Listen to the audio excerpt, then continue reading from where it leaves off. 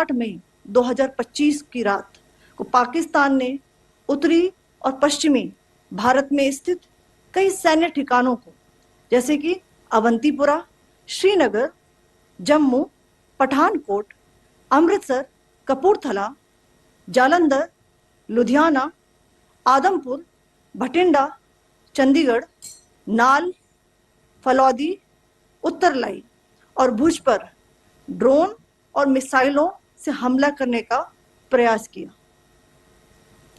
इन हमलों को integrated counter US grid और वायु रक्षा प्रणालियों द्वारा निष्क्रिय कर दिया गया।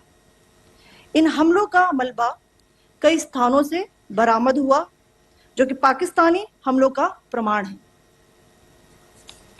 On the night of 7th May 2025, Pakistan attempted to engage a number of military targets in northern and western India using drones and missiles. These places included Avantipura, Srinagar, Jammu, Pathankot, Amritsar, Kapurthala, Nal, Jalandhar, Ludhiana, Adampur, Bhatinda, Chandigarh, Falodi, Uttarlai and Bhuj.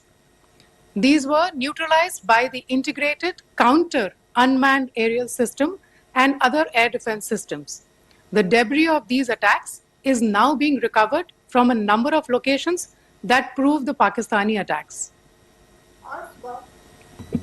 आज सुबह भारतीय सशस्त्र बलों ने पाकिस्तान के कई स्थानों पर वायु रक्षा रडार और प्रणालियों को निशाना बनाया।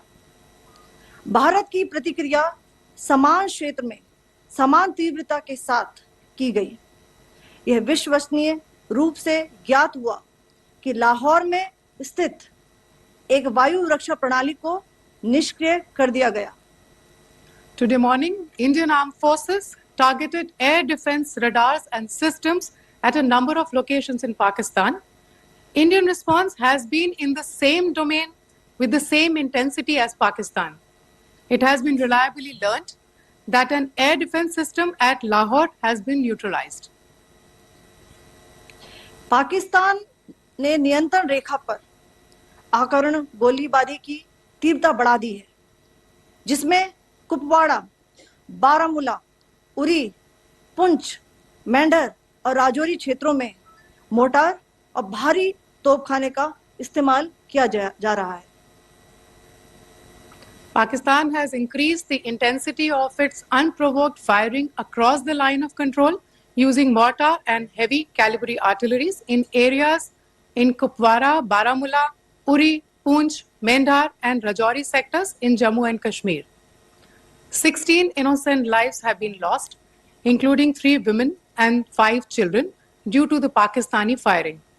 Here too, India was compelled to respond to bring mortar and artillery fire from Pakistan to a halt. Indian Armed Forces reiterate their commitment to non-escalation, provided it is respected by the Pakistan military. Jai Hind.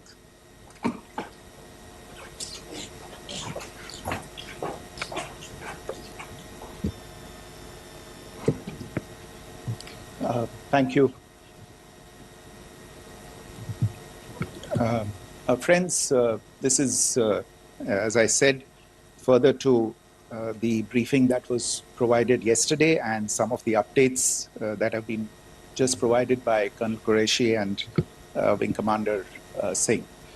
I thought that we would just put some of the aspects related to the events that started on 22nd April with the barbaric terror attack in Pahalgam into further context, because there is a certain amount of commentary that has happened with regard to the events since then.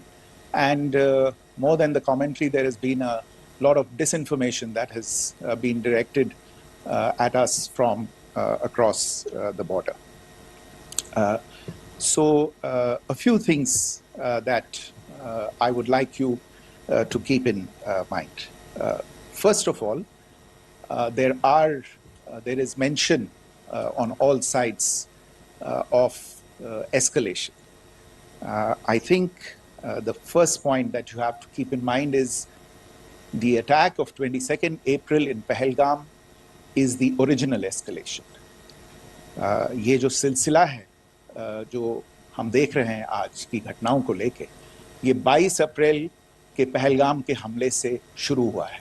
Escalation वहां पे हुआ है और उस escalation का जवाब भारतीय सेना ने, भारतीय फौज ने कल अपने एक्शन से दिया है.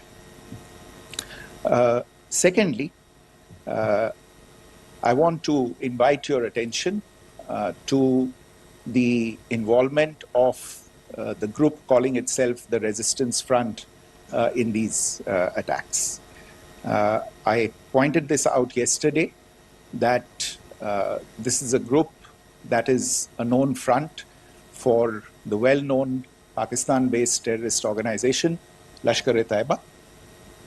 The group has been reported earlier. I mentioned to you about the Indian authorities providing information to the UN 1267 Sanctions Monitoring Committee. In fact, we are going to be meeting with the team again very soon, and we will be providing an update to the information that we have provided earlier. But what is interesting, दिलचस्प बात यह है कि संयुक्त राष्ट्र की सुरक्षा समिति में जब पहलगाम के हमले को लेके एक प्रेस वक्तव्य जारी करने की बात चल रही थी, तो आप सोचिए किस देश ने टीआरएफ का, द रेजिस्टेंस फ्रंट का उसमें मेंशन किया जाना, उसको अपोज किया, पाकिस्तान ने. This was after the fact that the TRF claimed responsibility for this attack not once but twice, within a few hours after the incident on the 22nd of April, and then again on the morning of 23rd April. And it is perhaps only after the full gravity of the incident was realized by its masters and handlers across the border that it was managed to back off from this claim. Obviously, that retraction doesn't convince anybody. तीसरी चीज जो मैं आपसे कहना चाह रहा था, और कर्नल कुरैशी और विंग कमांडर सिंह ने कल भी बड़े स्पष्ट शब्दों में और आज भी आपसे ये बात साझा की है. जो भारतीय रिस्पॉन्स है वो नॉन एस्केलेटरी है, प्रिसाइज है, सटीक है, मेजर्ड है और कंसिडर्ड है. Our intention has not been to escalate matters. We are only responding to the original escalation, as I said, and our response has been targeted, precise, controlled and measured. Only no military targets have been selected. Only terrorist infrastructure in Pakistan has been hit. Now, there are, as I said, a number of issues that have been raised in commentaries, and there's a lot of, as I said, unfounded disinformation and fabrication that has come from across the border. And I would just like to use this opportunity to set the record straight on some of these issues. The first of these is Pakistan trying to wash its hands off any and all involvement with terrorism. I think the Pakistani information minister said there are no terrorists in Pakistan. And I think he was challenged on that in the television program that he was appearing on. But even if I partially repeat myself from yesterday, I think Pakistan's reputation as the epicenter of global terrorism is rooted in a number of instances where concrete evidence is available, not just to India, but to governments and authorities and agencies around the world. There are several terrorist attacks around the world where Pakistani fingerprints have been found. I don't need to belabor the point with regard to this audience. about where Osama bin Laden was found and who called him a martyr. Pakistan has also for decades pursued cross-border terrorism into India with impunity. And as I said yesterday also, in order to deliberately mislead the international community, they claimed that the terrorist Sajid Mir was dead. They came under pressure, and Sajid Mir was then brought back to life, arrested, and is now apparently in Pakistani custody. Pakistan is also home to a very large number of UN proscribed as well as UN proscribed terrorists, as well as terrorists proscribed by a number of other governments in the world, including, of course, the Lashkar-e-Taiba and the Jaish-e-Mohammed, as well as their leaders, Masood Azhar and Hafiz Mohammed Saeed. आपने देखा होगा हाल ही में पिछले ही कुछ दिनों में पाकिस्तान के रक्षा मंत्री और उनके पूर्व विदेश मंत्री दोनों ने इस बात को माना है कि पाकिस्तान का ऐसे ग्रुप्स के साथ जो रिश्ता है वो क्या रहा है. Both the defense minister and the former foreign minister of Pakistan, I think they've done a more eloquent job of this than I could ever do in terms of describing their country's implication in international terrorism and their involvement in housing these kinds of groups. दूसरा जो विषय है वो है पाकिस्तान का जो एक दावा है कि एक इंटरनेशनल impartial investigation होना चाहिए, एक joint investigative committee होनी चाहिए. These calls for jointly investigating this heinous and barbaric attack in Pahalgam. Again, I think you know the history well on this. You know the track record well, and it is not a bright track record insofar as Pakistan is concerned.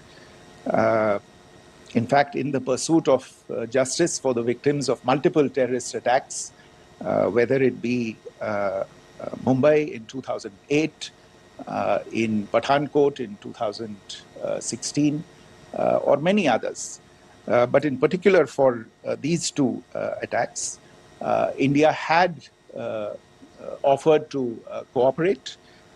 India provided forensic evidence and urged Pakistan to bring the perpetrators of these attacks to justice. We, in particular with regard to the Mumbai attacks of 2008, where a Pakistani Lashkar-e-Taiba terrorist was captured alive, India provided extensive information and evidence related to the involvement of Pakistani terrorists in this attack. Cases were registered, but you are all aware that these cases have not progressed, despite the formation of judicial teams, etc. And Pakistan has consistently stonewalled all efforts to move the investigation along. In fact, with regard to the Pathankot attack as well, a joint investigative team was formed. We gave access, unprecedented access, I should say, to Pakistani team to the site of the attack. Details of call records data and DNA, etc., were shared with Pakistan. We had shared with them details related that we had been able to access to the addresses of terrorists. We presented evidence against the office bearers of Jaish-e-Mohammed who had conspired in the attack, and the handlers of the terrorists who facilitated them and guided them in. But there has been no movement on this. So in all of this, I think the experience has not been positive, and it certainly doesn't give us the confidence now to take at face value Pakistani assertions of wishing to participate in a joint investigation. These are just delaying tactics. These are just stonewalling tactics. And in fact, there is reason to believe that Pakistan uses the evidence that we provide only to cover its tracks and, in fact, defend the terrorists who we are looking for and obstruct the path of investigation. A third point that I wanted to address was the claim that only civilians were killed in the strikes on the 7th of May. We have made the point very clearly that all attacks on the morning of 7th May were against carefully selected terrorist infrastructure, terrorist targets. It is not clear to us, in fact, seeing some of the coverage of the after effects of these strikes, including the funerals for the terrorists that were held yesterday. I think a lot of you have seen the reports and the coverage on media. If only civilians, if any civilians were killed in these attacks, I wonder what message this picture actually sends to all of you. This is a question that is worth asking. It's also odd that the funerals of civilians are carried out with the coffins being draped in Pakistani flags and state honors being accorded. As far as we are concerned, the individuals eliminated at these facilities were terrorists. Giving terrorist state funerals may be a practice in Pakistan. Doesn't seem to make much sense to us. Pakistan has also claimed that India deliberately attacked religious sites. This is completely false again. I have made it clear that the targets were terrorist infrastructure, terrorist facilities, and locations connected clearly with incidents of cross-border terrorism into India.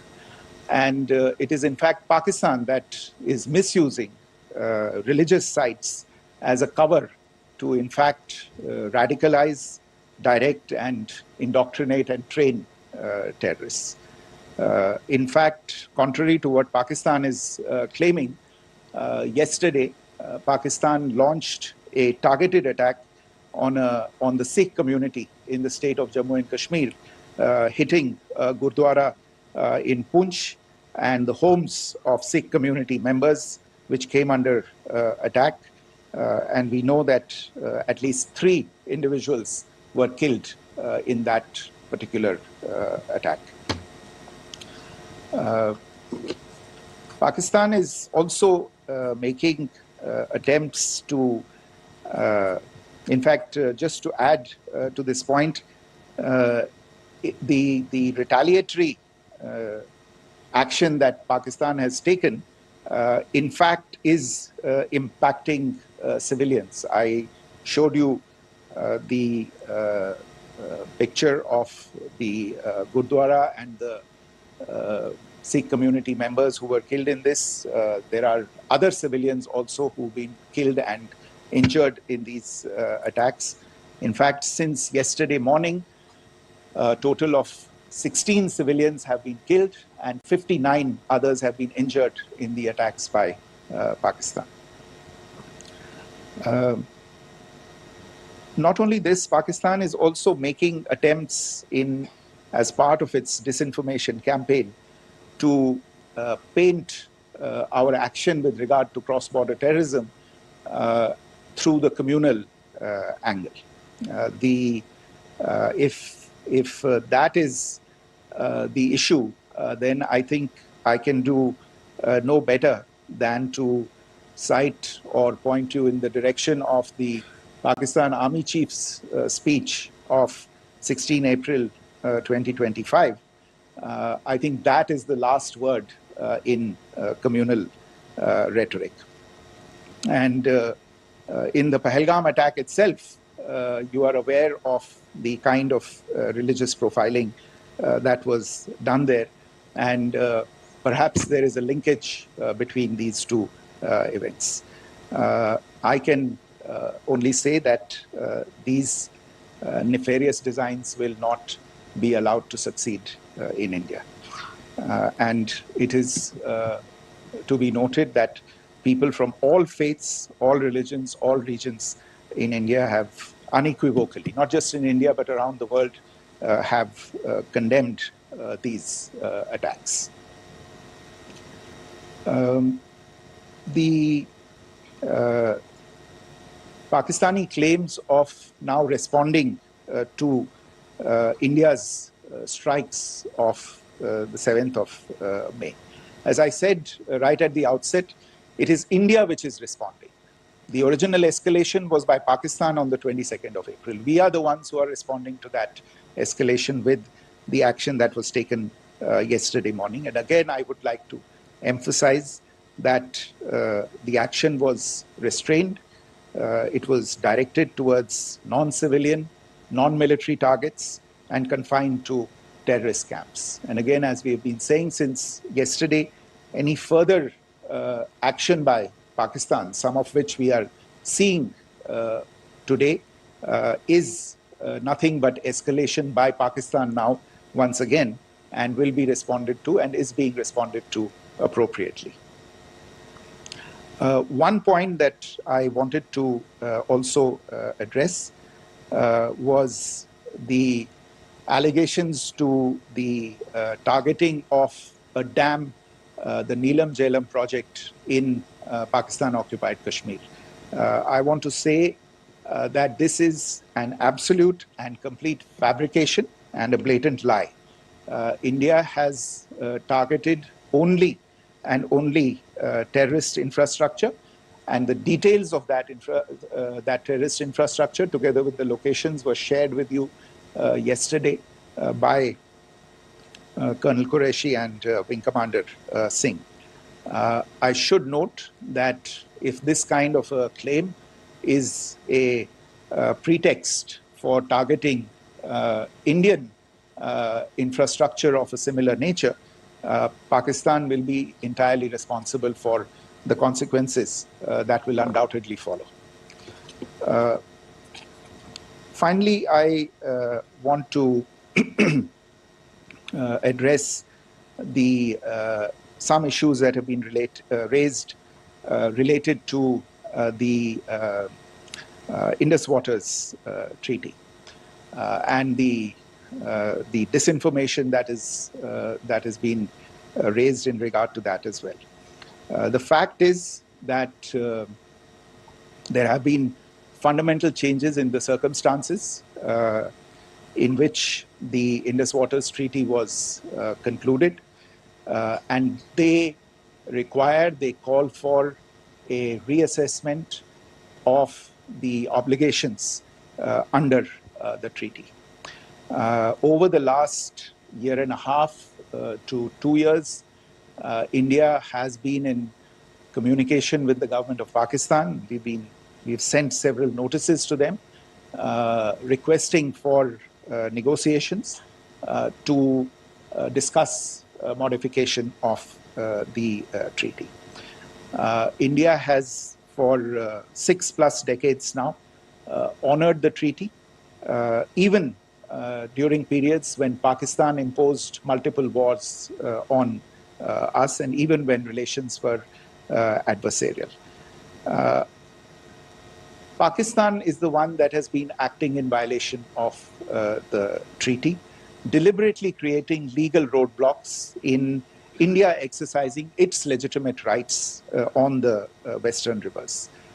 Any projects that India sought to build on the Eastern rivers, and even on the Western rivers, which we are allowed to by the treaty, were always challenged by Pakistan, thereby hampering our rights to utilize our legitimate waters under the treaty.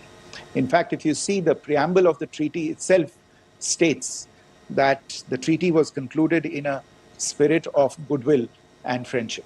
Mark those words. Concluded in a spirit of goodwill and friendship.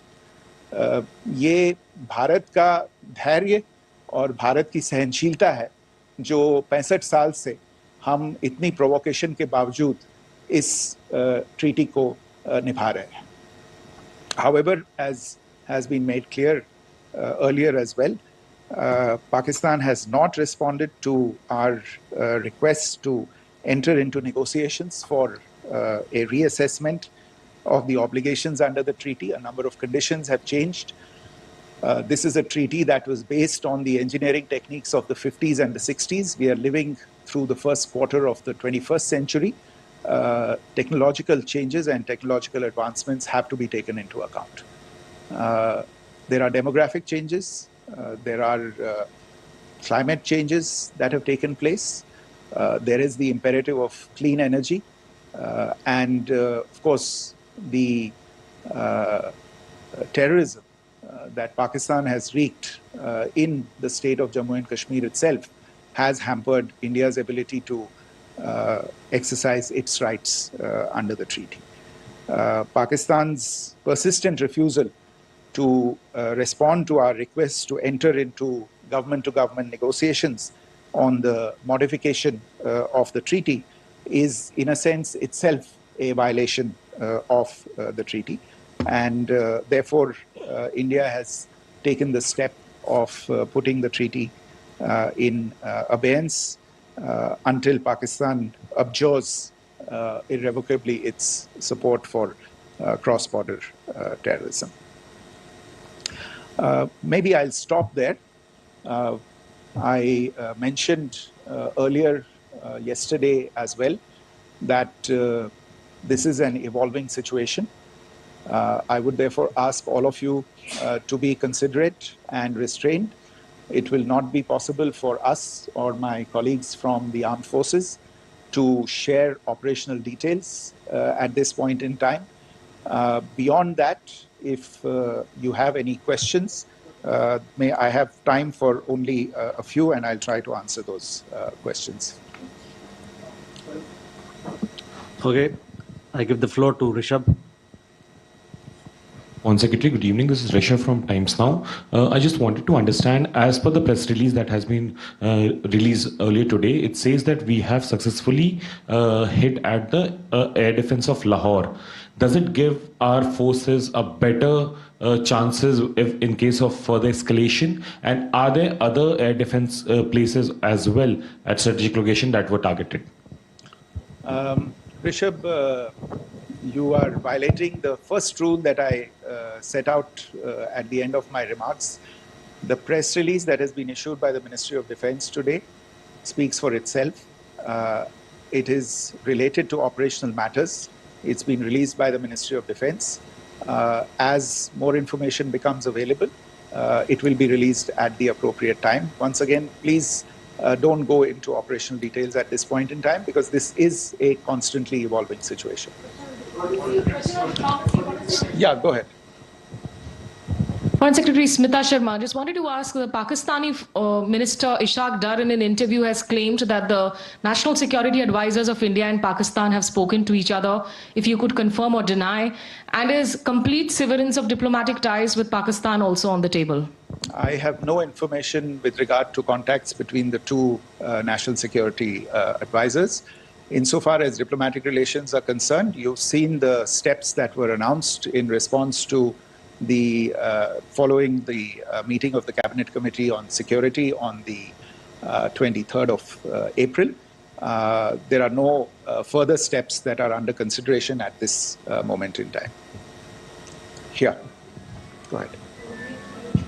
Foreign secretary, मेरा नाम मनीष है, मैं TV9 Bharatvarsh से हूं और आपने खुद ही बताया कि कितना मिस इन्फॉर्मेशन क्रॉस बॉर्डर से आ रहा है, बल्कि ऐसा लग रहा है जैसे पाकिस्तान के प्राइम मिनिस्टर और डिफेंस मिनिस्टर तक भी प्रोपेगेंडा करने में मिस इन्फॉर्मेशन में आ गए हैं.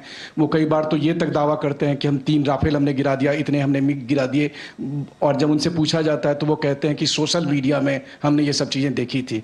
तो अगर आधिकारिक तौर पर अगर आप कुछ कह सकें इस पर, ताकि उन्हें भी समझ में आए कि इस तरह के प्रोपेगेंडा नहीं चलने वाला है. देखिए, जब सही समय होगा तो आधिकारिक तौर पे इसके बारे में सूचना मिल जाएगी। लेकिन जो आपका प्रश्न है कि प्रधानमंत्री और उप प्रधानमंत्री और विदेश मंत्री, उनके रक्षा मंत्री इस तरह की बातें कर रहे हैं, तो इसमें अचरज की कोई बात नहीं है।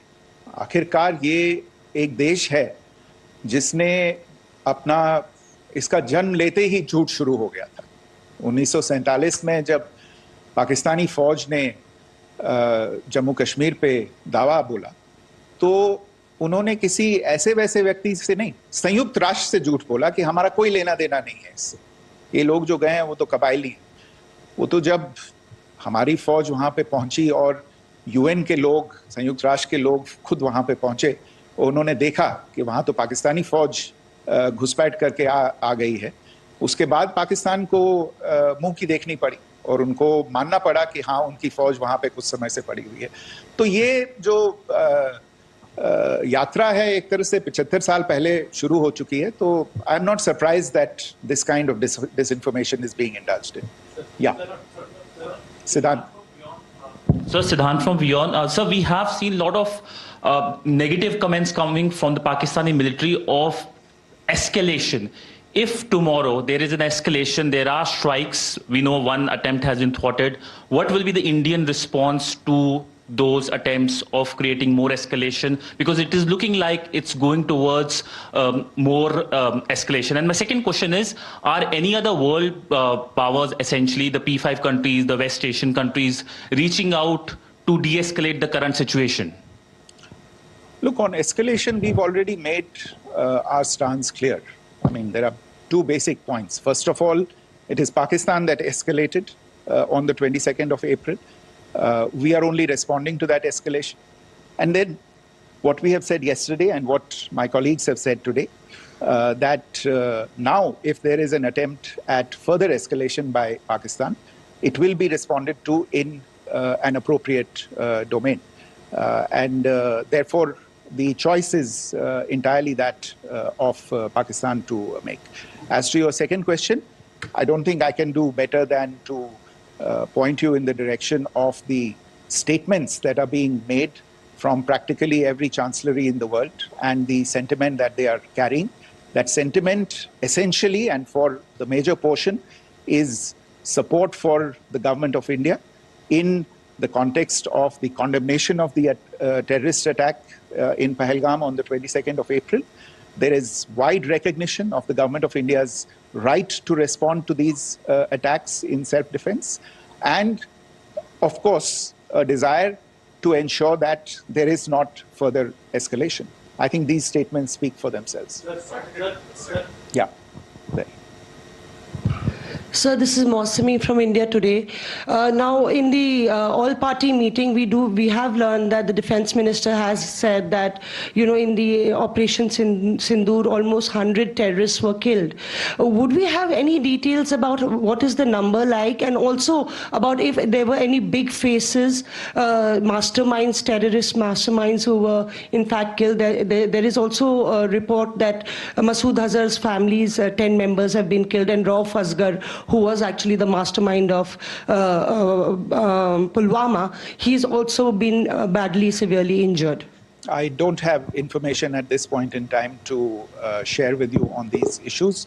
But as I said, I think, there is so much information out there on television, in the news media, in social media, that it sometimes looks like a long time has passed since this. Please understand that slightly over 36 hours only have passed since this operation was undertaken. Let us have some patience. Information will come out. It will be shared in due time. Shruti. Thank you, Foreign Secretary. Shruti Ranjan from Bloomberg. Sir, could you give us any understanding whether India has moved the IMF or the World Bank to kind of, sensitize them about the the bailout that Pakistan has, and the kind of stuff that the Pakistan government is doing? Look, we have an executive director at the IMF. Tomorrow there is a meeting of the board of the IMF, and I'm sure that our executive director will put forward India's position. The decisions of the board are a different matter. You know the process through which they are made.